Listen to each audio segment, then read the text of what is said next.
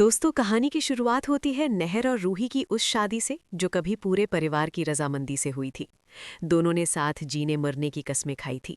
लेकिन कुछ गलतफहमियों और अधूरे सच ने इस रिश्ते में ऐसी दरार डाल दी कि रूही बिना कुछ कहे नहर को छोड़कर चली गई। नहर आज भी उसी शादी की तस्वीरों को देखकर खुद को कोसता है कि आखिर उससे ऐसी कौन सी गलती हो गई जो उसकी रूही उससे इतनी दूर चली गई।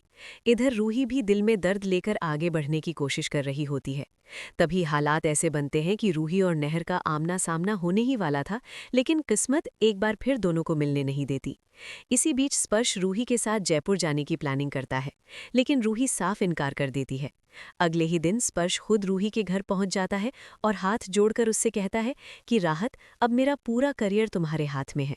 अगर तुम मेरे साथ जयपुर नहीं चली तो इतनी बड़ी कंपनी का कॉन्ट्रैक्ट मेरे हाथ से निकल जाएगा और मैं पूरी तरह बर्बाद हो जाऊंगा।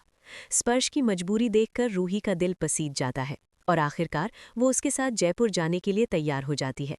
जयपुर पहुंचकर स्पर्श रूही को लेकर सीधे नहर के ऑफिस जाता है, लेकिन रूही ऑफिस के बाहर ही रुक जाती है।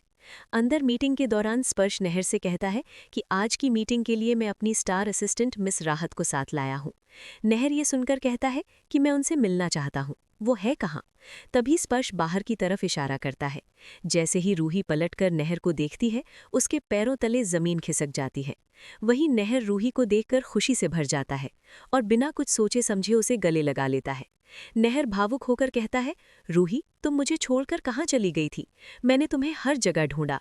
मैंने तो तुमसे बस एक मामूली से कागज पर दस्तखत करने को कहा था। लेकिन तभी रूही खुद को संभालते हुए नहर से दूरी बना लेती है और कहती है, आप कौन है? मेरा नाम रूही नहीं, राहत है।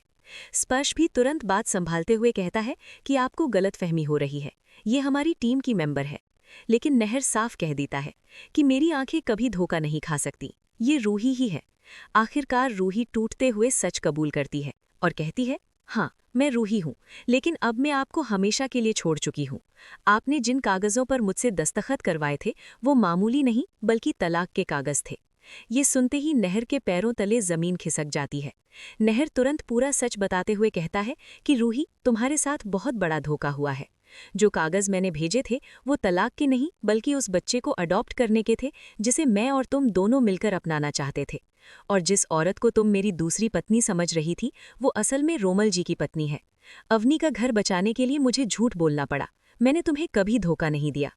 नहर की ये बातें सुनकर रूही की सारी गलतफहमियां दूर हो जाती हैं और उसकी आंखों से आंसू बहने लगते हैं।